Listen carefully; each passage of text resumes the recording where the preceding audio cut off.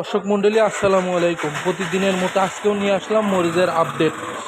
28শে September মরিচের দাম আজকে আগুন বলা চলে, আগুন 8,200 থেকে শুরু হয়েছে ক্রয় করা। 8,200 থেকে আপনারা 8,600, 700, 800, 900 এরকমও ক্রয় করতেছে।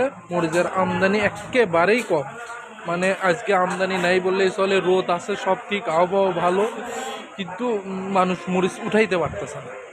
গাছগুলো নুয়ে পড়ছে, যার কারণে কম মানুষই মরিচ নিয়ে আসছে। আর যে কয়জনই আনছে তারা অত্যন্ত ভালো দাম পাচ্ছে। দামটা 8,200 থেকে মোটামুটি চলতেছে 8,600, 700 এইরকম দামে বিক্রি হচ্ছে।